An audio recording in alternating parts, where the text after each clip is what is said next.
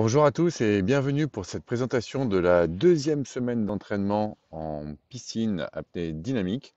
Aujourd'hui, on est sur les bords de Seine, il fait un petit peu frais, mais c'est un bel endroit. Alors, je vais vous présenter les trois disciplines, sans palme, bipalme, monopalme. Je vais vous demander d'en faire deux à chaque entraînement, au choix. Cette semaine, on s'occupe de vos extrémités. C'est parti. Ok, on commence par le sans palme. Alors, pour ça, il y a deux gestes, on sait, il y a un mouvement de ciseaux et un mouvement de bras. Alors j'aimerais d'abord qu'on commence par le mouvement de ciseaux. Ce qu'il faut que vous compreniez, c'est qu'avec vos pieds, vous devez chercher à faire un cercle, si possible avec l'intérieur de pied. C'est encore mieux, donc pour ça il faudrait un petit peu de souplesse. Vous allez tourner un petit peu de cheville comme ça. Et ensuite, essayez de faire un cercle comme ça avec chacun de vos pieds, bien entendu de façon synchrone. Donc pour ça, on va voir un petit peu les diverses variantes. La première variante, c'est de dire, est-ce que j'ai mon genou devant quand je fais le ciseau? Ou est-ce que, donc comme ça, devant quand je fais le ciseau?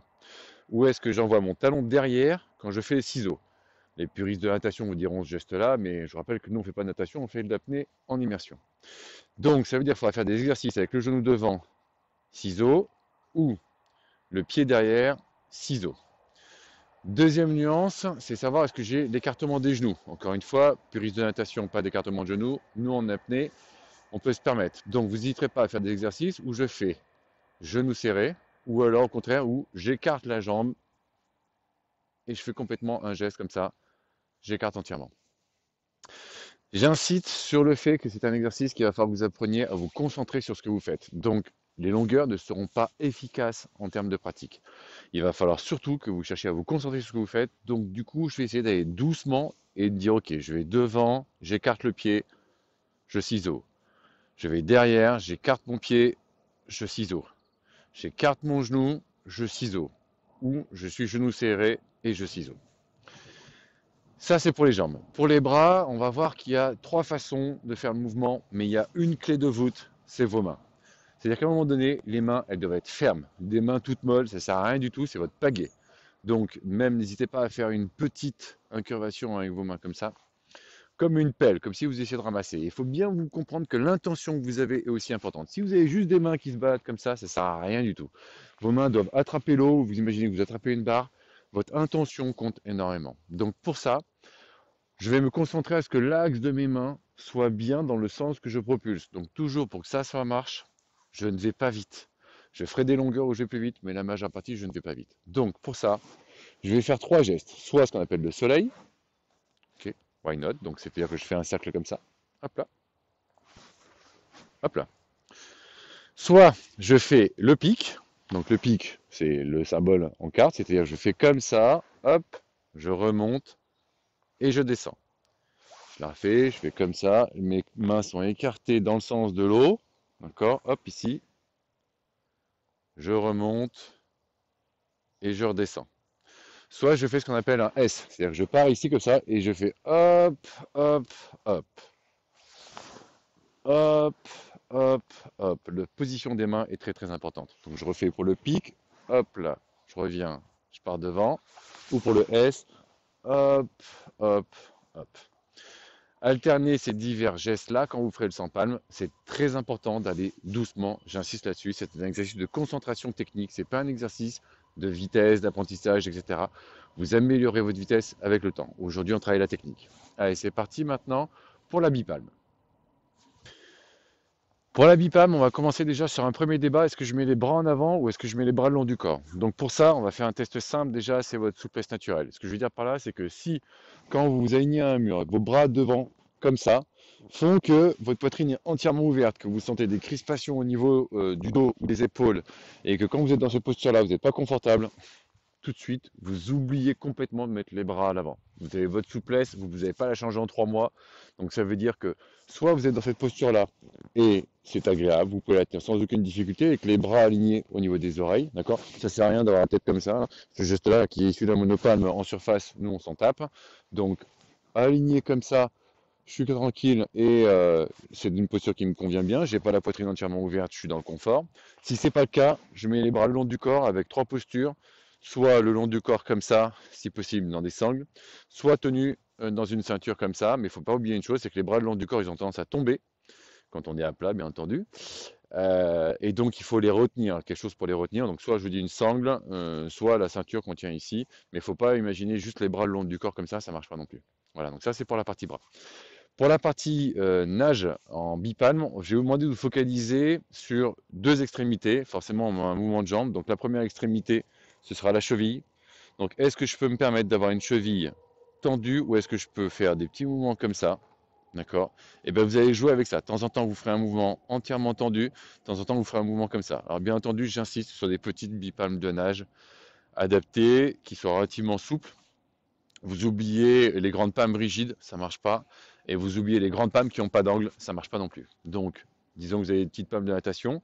Et de temps en temps, vous faites des mouvements avant-arrière comme ça. Je monte que la cheville, hein, on est d'accord. Et de temps en temps, vous le ferez avec un peu de souplesse au niveau des chevilles. Et ensuite, vous ferez un mouvement qui de temps en temps vient de la hanche, comme ça. Et de temps en temps, c'est un mouvement que vous déploierez au niveau des genoux. Et vous verrez ce qui vous va le mieux. D'accord? Ça dépend pas mal de la palme que vous avez, mais aussi de votre musculature et de là où vous êtes bien. Donc, on jouera avec petit mouvement de cheville, petit mouvement de genou, petit mouvement de bassin. Et vous enchaînerez diverses longueurs à travailler les axes en question. C'est parti maintenant pour la monopalme. Pour la monopalme, un peu même débat, attention à la position des bras, ça sert à rien d'avoir des bras ultra tendus, la tête enfermée là-dedans, si vous n'avez pas la souplesse qui va avec. Si vous l'avez, bah, tant mieux, sinon le plus simple c'est d'avoir quand même les bras au niveau des oreilles comme ça, rentrer comme ça, si possible le plus droit possible, en évitant d'être incurvé comme ça, ce serait quand même idéal, il faut travailler un petit peu sa souplesse, si vous faites de la monopalme, de toute façon il faudra une souplesse d'épaule, vous n'aurez pas le choix. Donc dans cette position-là, je vais enchaîner plusieurs exercices. Donc là on va commencer à dire que parmi les deux extrémités qui vont m'intéresser, c'est les épaules et les chevilles. Donc, moi, je vais vous demander d'enchaîner des exercices avec une rotation de l'épaule, comme je suis en train de vous montrer là, avec l'autre bras, sans les bras devant et avec les deux bras devant. Ça veut dire quoi cette rotation d'épaule? C'est très important de partir du principe que, comme un coup de fouet, le début de l'oscillation compte énormément. Donc, je vais chercher à faire en sorte que mes épaules fassent devant, je monte, derrière, je descends. Devant, je monte. Derrière, je descends. Vous voyez, je fais un cercle avec mes épaules pour monter, descendre.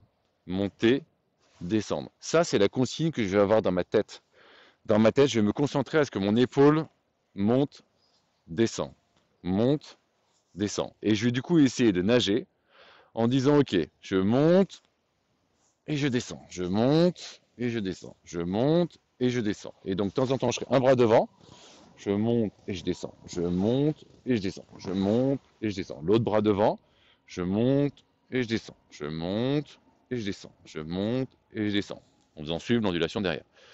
Pas de bras. Hop là. Je monte et je descends. Toujours à la tête relativement fixe. On ne fait pas de mouvement comme ça. On essaie de rester fixe. Je monte et je descends. Je monte et je descends. Je monte et je descends. Et finalement, les deux bras. Je monte et je descends. Je monte et je descends. Et une fois que vous aurez fait quelques longueurs comme ça, sous les consignes de votre moniteur, à côté, je vous rappelle que vous avez un petit tableau que je vais vous préconiser, et bien là, je vais me focaliser à me concentrer sur ma cheville. Est-ce que ma cheville peut se permettre de dire, elle est tendue, mais par contre, quand je remonte, elle est pliée, tendue ou pliée, ou est-ce que je fais tendu, tendu, tendu, tendu, tendu, tendu, tendu, tendu, toujours avec des petites bipalmes de natation, et donc du coup, quand j'aurai fait quelques longueurs à me concentrer sur les épaules, je ferai quelques longueurs à dire ok, je fais comme ça et je m'assure de sentir ce qu'il en est avec ma cheville qui doit être tendue ou au contraire relâchée. En tout cas, je vais améliorer ma concentration là-dessus, voir le ressenti de glisse que j'ai, voir l'efficacité des carreaux qui défilent en bas, en dessous de moi. Encore une fois, on allant chercher à aller doucement. Si vous allez trop vite, si vous cherchez de suivre un rythme avec des gens qui vont trop vite, ça ne marche pas. Vous ne pouvez pas apprendre un geste avec la vitesse. Ou améliorer votre geste, pardon, avec la vitesse. Voilà, je vous rappelle qu'on est donc la deuxième semaine d'entraînement sur la partie technique. Il y a encore d'autres sujets à aborder. Et le plus important, c'est de ne pas chercher à faire des performances maintenant. On fait ça sur du 25 mètres maximum. Vous pouvez en faire quelques exercices en surface aussi, mais enfin, on fait quand même essentiellement de l'apnée, donc on va sous l'eau. Je vous rappelle qu'on travaillera d'autres sujets plus tard. Là, pour le moment, c'est bipalme et sans palme ou sans palme et monopalme. Je vous invite à y penser dans le cadre de vos entraînements. Et on cherche surtout à se concentrer sur ces organes-là pour essayer de sûr que notre technique soit au point. Voilà, je vous dis à la semaine prochaine pour d'autres consignes et également pour la partie entraînement à sec dans la vidéo qui suit.